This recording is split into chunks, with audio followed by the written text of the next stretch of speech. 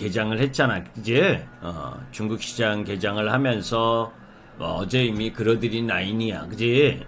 이게 뭐 하락을 하면 하락 추세, 그래서 추세가 중요한데, 그지? 이 하락자리 추세, 이 내려오고 있는 라인에 일단 뭐 지지를 밟으려고 해. 그런데 이제 사실 이게 이 하락이 이제 월요일날 피월요일이라고 하는 하락 부분이 가장 결정적인 역할을 한 거야. 한 번 더 떨어지는 거에. 그지?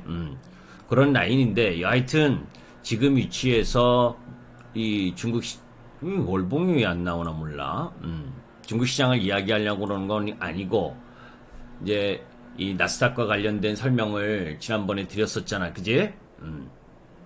그러니까 곰곰이 하락 다이버전스가 나온 이후에 하락 부분을 갖고 들어왔는데, 어제 반등이 들어와도 그건 이제 하락 이후의 반등이기 때문에 쉽지 않은 상황이고, 지금은 하락 채널 이쪽으로 내려오고 있는 중이야. 근데 이제 돌파한, 원래 이제 주식이라는 게 시장도 마찬가지고 기술적으로 흐름으로 보게 되면 돌파 후, 그지?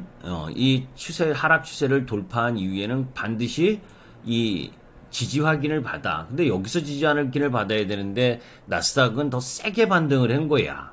그지? 그게 이제 뭐냐면, 공곡점. 그죠? 금리 인상, 악재 노출, 이거 하면서 글로벌 시장 대비 더 세게 반등을 한 부분을 가졌다가, 지금 다시 하락 부분으로 내려오는 이제 여러 가지 이유 부분을 설명을 하고, 그 설명에 대한 부분을 이제 왜 우리 시장하고 접목을 어떻게 시킬 거냐 하는 부분을 이야기하려고 하는 거고, 자, 이제 전체적으로 보면 지금 이거는 4월 21일, 그지?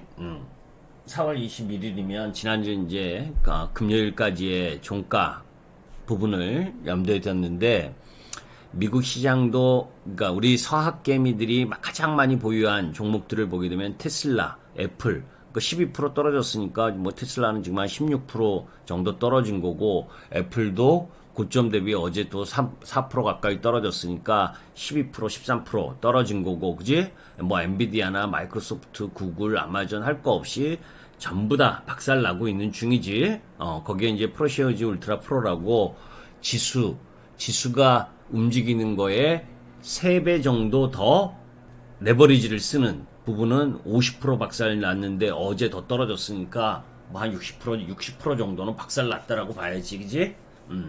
여기서 이야기하려는 건 뭐냐면, 국내 주식도 잘 못하면서, 그지? 미국 시장 주식을 하는 부분은 저는 딱 이렇게 생각을 해. 이제 뭐냐? 장기 투자라는 명목으로 계속 기다리라고 하는 부분, 표시가 잘 안 나잖아, 그지? 여튼 서학개미가 이렇게 주식을 많이 들고 있는 부분인데, 올해만 이렇게 박살이 났어. 미국 시장에서도 더한 종목들도 무수히 많지, 그지? 그리고 올해 우리 대한민국에서는 삼성전자를 비롯해서 동학개미는 24조 원을 순매수를 했는데, 올해만 떨어진 걸 이야기하는 거야. 4월 21일까지. 지금 두산 에너빌리티, 그러니까 두산중공업, 그지? 원전 이것 때문에 상승한 걸 제외하고는 다 박살이지, 그지? 크래프톤부터 시작을 해서 뭐 네이버, 삼성전기 올해만 떨어진 거. 네이버나 카카오는 작년 중순부터 계속 떨어졌잖아. 그러니까 무슨 이야기를 하려는 거냐면, 이렇게 개인 투자가들이 미국 시장이든 우리 시장이든 그냥 단순히 주가만 떨어졌다고 사면 이렇게 박살난 시장이야. 응? 그런데 지수는 그렇게 박살이 났냐고. 아니단 말이에요, 그지? 자, 이제 하여튼 그 이야기를 넘어서, 요거는 이 이야기를 지난주에도 이야기를 했었는데, 이제 신용융자와, 그죠? 오늘부로 미국 시장도 마찬가지고 이미 우리 시장도 이런 반대매매나 신용, 이게 미국 시장 서학개미도, 국내 개미 투자가들도, 동학개미도 다 털릴 위치에 와 있어, 이미. 그죠? 무슨 얘기냐? 여러분들이 이 주식 종합 차트에 지금 섹터별로 그나마 이제 올라가고 내려가는 이 부분을 제외하고, 그죠? 지금 오늘 펄어비스 게임주, 그죠? 조금 반등 기다리다가 이 횡보한다고, 이 횡보하는 라인의 차트에, 그지? 요거 횡보하니까 이제 올라가겠지 하고 여기 이런 자리에서 매수한 사람들, 그지? 박살이란 말이야. 그죠? 거기에 뭐야, NC소프트나 뭐 유메이드 뭐 이건 너무 많이 떨어져 가지고 이런 라인들이 뭐야, 이제는 반대 매매가 나와서 뭐야, 계좌를 지킬 수 없는 상황까지 몰려. 그게 손바꿈이 나와야 줘야 뭐야, 언제 손바꿈이 나와? 시장이 급락할 때 나오는 거야. 그지? 그런 라인까지 다 들어온 거야, 이제. 카카오도 네이버도 마찬가지로, 그죠? 메타까지가 이제 마지막 하나 남았다리잖아. 오늘 발표되는 메타가 실적이 좋든 안 좋든 반등을 해주냐? 저는 반등할 거라고 보는 쪽이야. 무슨 얘기인지 아시지? 응? 네이버는 지금 카카오니 얘네가 스스로 상승할 수가 없다. 그지? 그쪽에서 미국 시장에서 차지하고 있는 애들이 반등을 해줘야 된다. 그런데 얘네가 주 흐름이 될 수가 없는 거야. 그지? 자, 그런 가운데에서 그걸 이야기하려고 한 게 아니라, 지금 다시 보면 이런 항상 주식시장은 손바뀜이 일어나야 돼. 그래서 미수와 반대 매매 이런 부분들이 전개돼야 된다. 그죠? 오늘 이 정도 라인이면 섹터 종목 부분에 있어서 충분히 반대 매매가 나올 수 있는 부분까지, 수급적 요인까지 저는 왔다라고 봐. 그래서 매도를 안 하고, 그 이전에 여러분들께 항상 이야기하지만 미국 FOMC 5월달 이후에 사실은 월가에서는, 그제? 11월에 사서 5월에 팔아라. 그래서 셀 인 메이가 기본이야. 셀 인 메이. 11월에 사서, 11월 달에 사서 5월에 팔아라. 응? 그게 기본이라고. 그런데 이번엔 스테이 인 메이라고 저는 봐. 왜? FOMC 5월 달에 5월 3일, 4일 현지 시간 이때 라인 부분이 그래야 돈다고 그랬잖아, 시장이. 그죠? 이거는 제가 지금 와서 얘기하는 게 아니라 그 전부터 계속 이야기한 부분이야. 5월달이 돼야 시장이 돌 수가 있다. 응? 금리를 빅 스텝이든 자이언트 스텝이든 해야. 자, 그런 가운데에서 미 연준이 75bp 자이언트 스텝 대두하는 이야기가 지난주, 그죠? 금요일날 나왔고, 그런 가운데에서 월요일날 중국이 봉쇄, 이 부분 때문에 급락을 하고, 도미노로 하락할 때도 마찬가지야. 하락할 때도 도미노고 상승할 때도 도미노야. 이제 악재도 종합 선물 세트처럼 나오게 되는 거고, 상승할 때 호재도, 그죠? 우리가 2000포인트 작년 연초에 3266포인트 1월 11일 날 갈 때 기겁을 하고 주가가 올라갔잖아. 지금은 기겁을 하고 내려오는 절정의 클라이막스라고 저는 생각을 해. 왜냐? 이 5월 FOMC에서 0.5bp 인상하는 부분, 그지? 그게 확률적으로 보면 시장에서 99.6%의 부분을 예상을 하고 있어, 확률로. 그런 다음에 0.5bp를 인상한 이후에 6월 FOMC에서는 0.75bp 인상할 확률이 또 91%로, 그제? 엄청나게 빠른 속도로 증가한 거야. 그게 자이언트 스텝에 대한 이야기인 거야. 무슨 얘기인지 아시? 이런 부분들이 나오니까 시장이 경기를 하고 있는 거야. 그제? 그러면서 이제 행여나, 실적이 메타든 애플이든, 그죠? 이 빅테크 기업들의 실적이 잘 안 좋게 나오면, 지난번에 봤잖아. 뭘 봤어? 넷플릭스 실적 안 좋게 나와서 하루에 35%를 급락하는 것들을 봤기 때문에 미국 시장도 쫄리지. 개인 참여자들이. 응? 개인 참여자들이 쫄리니까 던지는 거야. 이제 와서. 그런데 지금은 매수 기회라고 본다. 그죠? 시장은 왜 극단적인 연준의 매파적 스탠스를 지금 선반영 중에 있다라고 보고 있기 때문에 금리는 잘 생각해 보셔. 왜 원자재 가격이나 유가 이쪽이 어제 주춤했어. 경기에 대한 부담. 그죠? 중국이 봉쇄를 하면서 경기가 안 좋아질 거라고 하면 물가도 당연히 떨어지는 거야. 그건 후행적인 거야. 그죠? 올해 연내 금리를 지금 3%에서 3.25%까지 이 빨간 라인 부분이 지난주 금요일 부분에 형성되어 있는 부분, 이게 확 올라왔잖아. 그죠? 4월 초만 해도, 이 5월달 FOMC에서 0.5bp 정도, 그리고는 차근차근, 2.5%나 2.75% 요 내외에서 금리를 막아줄 거라고 하는 부분이 더 우세했는데, 지난주 금요일 날 극단적으로 올라온 거야. 그게 시장에 엄청나게 지금 반영되고 있는 중이다고. 그게 상하이 봉쇄와 맞물려서 지금 금리 부분이 진행되고 있는 거고. 근데 조금 아까 아침에 시간이 없어서 못 보여드렸는데 미국 시장이 급락을 하니까 경기 우려에 대한 급락을 하니까 채권 금리도 확 떨어졌지. 그죠? 그러면 뭐해? 이거는 금리라는 거하고 경기는 상호 대립관계에 있어. 그죠? 그러면 더 금리 올릴 확률이 경기 침체 우려 이 부분이면 물가나 이런 쪽 라인에서의 부담이 줄어들 수 있다라고 하는 것을 함께 갖고 가야 돼. 자, 여하튼 그런 금리 인상의 흐름 부분이야. 2000년 이후 미국 시장은 물가보다 성장에 초점을 맞췄어. 그런데 요게 지금 보게 되면 소비자 물가지수 갈색 부분, 그지? 그리고 파란색 부분, 그죠? 이렇게 지금 이렇게 하면서 돌아 나오고 있는 중이잖아, 그지? 지금 여기 미국 소비자 물가지수가 8.6, 요 정도까지 지금 올라오고 있는 상황이고, 지금 이 정책 금리가 이제 0.25bp에서 올라오고 있는 흐름. 이제는 물가를 중점으로, 성장보다 물가를 중점으로 가는 그 흐름으로 통화정책이 바뀌고 있는 중이라고.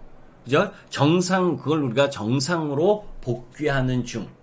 이런 흐름이기 때문에 옛날 같이 그냥 앞으로 산업이 성장할 것이다라고 하는 부분에 멀티플을 많이 줬던 거를 더 줄 수 있는 여건이 안 된다는 거예요. 이제 그동안 저금리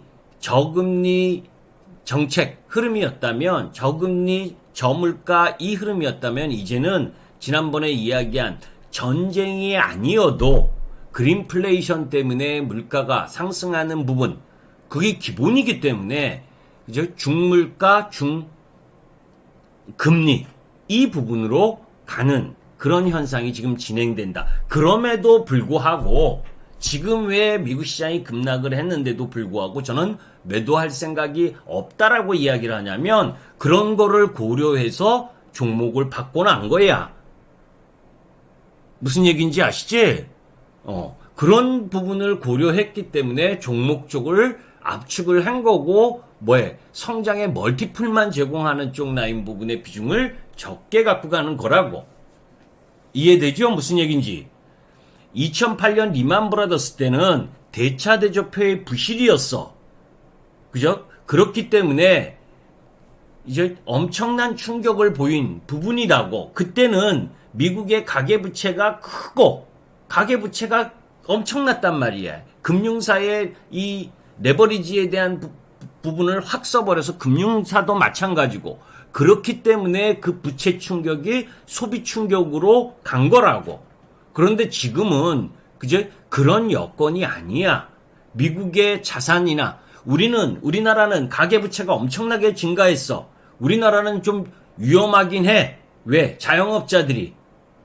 그죠? 자영업자들이 코로나로 인해서 손해보고 또 대출받은 거 다 이연시키고 몇 번에 걸쳐서 이연시키면서 가계부채가 엄청나게 증가했지만 미국 시장은 그렇지가 않아. 미국 시장은 오히려 가계부채가 20% 정도 감소돼 있어. 그렇기 때문에 이번 이 금리 상승의 충격, 이 부분이 실질적으로 3%대 온다 해도 미국 시장이 이전처럼 대차대조표 충격을 보였었던 2008년 리만 브라더스 때처럼 안 간다. 아셨죠? 중국 증시가 피월요일을 봤잖아, 그지? 월요일날, 이번 주 월요일날. 그러면서 항생지수가 5% 급락하고 난리 부르스잖아, 그지? 그 지난주에 이야기했잖아. 중국에서 외국인들이 자금 빼고 있다. 왜? 공급망 재편이 하고 있는 와중에 너네 지금 뭐해? 계속해서 코로나 봉쇄를 이야기하면 제로 코로나 정책을 너네 고수하면 너네한테 희망이 없다는 거야. 그죠? 너네한테 희망이 없다. 제로 코로나를 하는데 무슨 경기 부양이 먹혀? 그죠? 그런데 베이징 확진자 뭐 해가지고 철조망 치고 뭐 이렇게 그 짓 하고 있으니 돈 빼야지. 그죠? 그리고 얘네 아예 빼고 서방으로 뭐해? 다 공급망 체인을 바뀌는 흐름으로 갖고 갈 수가 있는 거야. 이해되지? 무슨 얘기인지. 중간에 또 이야기해. 아침에 포스코 케미칼 그리고 뭐 2차전지 소재 이런 거 미국 시장 12% 테슬라 급락했을 때 사야 되는 게 맞는 거야. 아셨죠? 그러니까 절대 흔들릴 이유가 없어.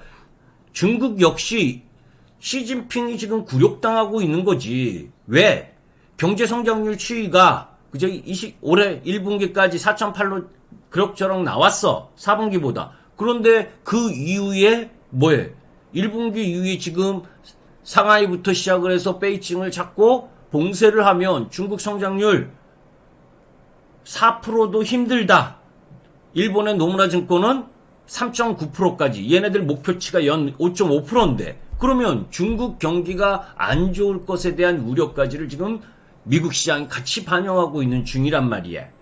그죠? 그러면 그렇게 중국 경기가 안 좋다면 반대로 중국 경기가 안 좋은 흐름으로 간다면 물가가 더 오를 이유도 없지.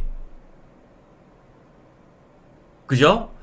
그런 가운데에서 여기서 이야기를 하는 건 뭐냐면 왜 기로에 섰냐라고 이야기를 하냐면 중국 내부에서도 지금 시진핑의 3연임 하는 가운데에서 가장 중요한 건 먹고 사는 문제지.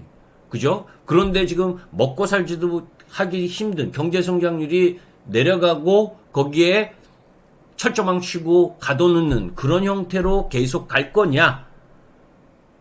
중국에서는 이미 뭐에 지금 그것에 대해서 반발하는 형태의 움직임들이 많이 나오고 있어. 그죠? 뭐 중국 원사도 지금 이렇게 제로 코로나 정책을 고수하면 안 된다. 그죠?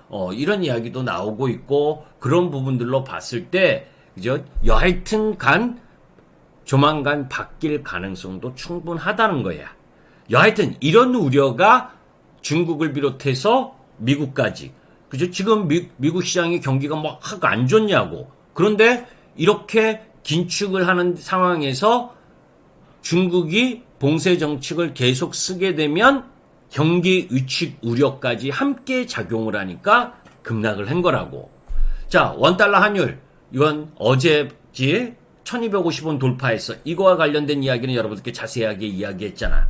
그죠? 오늘 1260원이 돌파를 했는데 그러면 2591포인트 아침에 개파락 나와야지. 그죠? 지금의 원화 상승의 흐름은 우리 시장의 펀더멘털 때문이 아니다. 그제? 펀더멘털 때문이 아니라 외국인이 지금 계속 매도하고 있는 부분, 그 요인은 원화가 상승하는 부분, 환율이 상승하는 부분, 원화 가치가 하락하는 부분, 그것 때문에 어쩔 수 없이 매도하는 거야. 그 이유는 뭐? 달러 긴축을 한다면서 달러 강세가 지속되고 있고 엔화나 유화나 이거와 연관돼서 원달러 환율도 약세를 지금 보이는 거고 거기에 뭐에 국민연금이나 또 아까 처음에 보았었던 서학개미가 그죠? 옛날에 비해서 옛날에 보세요. 그죠? 2018년에 16억 달러 그런데 지금 2021년에는 219억 달러. 엄청나게, 그죠? 10배가 넘게 계속해서 해외 주식을 순매수하는 개인 투자가들이 많아졌잖아. 연기금도 마찬가지고. 그러니까 환전해서 달러를 환전하는 수요가 많아지니까 원화 가치가 거기에 더 덧붙여져서 하락하는 거지. 거기에다가 이번 4월 달은 배당 송금까지. 그것 때문에 하락하는 거지. 뭐 1,300원 이야기하고 막 그러는데 저는 이거 못 돌파한다. 그죠? 지난번에 환율 이거 이야기했었잖아. 그죠? 이 추세를 돌파하기 쉽지 않다. 이 라인을. 이게 월봉으로 보면 이런 여러 가지 부분을 설명을 드렸었는데, 여튼 지금 장기 추세를 살짝 놓았지만 우리 시장의 기본적인 펀더멘탈과 연관해서 그죠? 우리가 이 고점을 돌파했을 때는 항상 위기였었어. 코로나19든 전쟁과 관련된 위험이든 또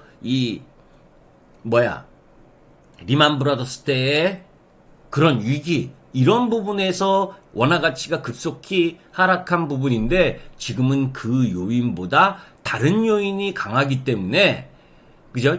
그런데 외국인 입장에서는 하여튼 다른 요인이라 하더라도 이렇게 원화 가치가 하락하니까 매수를 할 수가 없는 거야.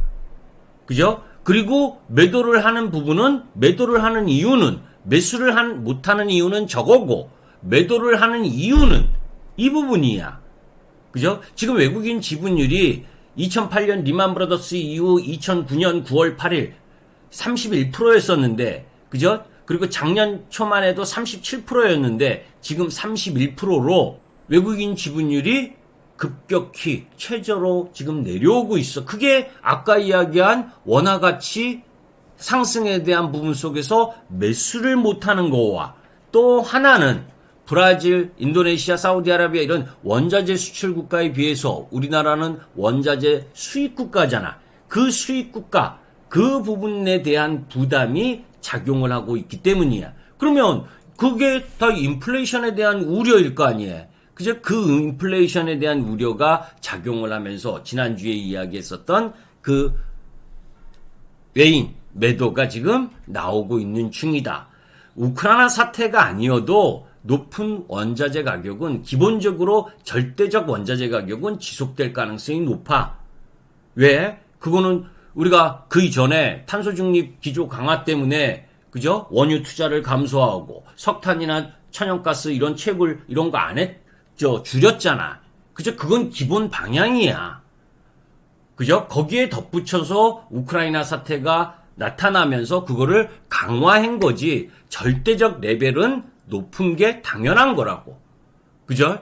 그런 가운데에서 우리가 그 라인 부분을 이야기하면서 그린플레이션과 관련된 이야기를 계속했었던 이유가 그런 요인이야. 그래서 섹터 부분에 있어서는 그런 흐름 부분들을 염두에 두고, 그런 가운데에서 우리 해외 자원 개발 현황 보면 참 암담해. 우리나라 보면, 그죠?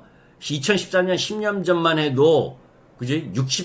2,300만 달러 이렇게 그래도 해외 자원 개발 투자를 크게 진행했었는데, 지금 보세요. 총계가, 그죠? 찔찔찔 전부 다 내려오고 와가지고 그거에 4분의 1 토막 났잖아. 4분의 1 토막으로 해외 지금 자원이 엄청나게 중요한데, 그죠? 2020년에는 신규 해외 자원 개발이 단 5건이야. 그나마 우리나라 대기업 중에 포스코라든지, SK라든지, 요 몇 개 그룹이 자원 개발을 하는 정도. 다 지금 우리나라는 이런 부분들 때문에 부담스러운 거야. 이런 것들을 제대로 해놓지 않고 이런 안보적 성격을 갖고 있는 이 자원 개발을, 그죠? 돈이 많이 드니까 그런 거를 공공에서 좀 담당을 해줘야 되는데, 이런 걸 안 해주니 원자재 값이나 이런 게 조금만 여타 나라에서 막아버리면 할 수가 없는 나라.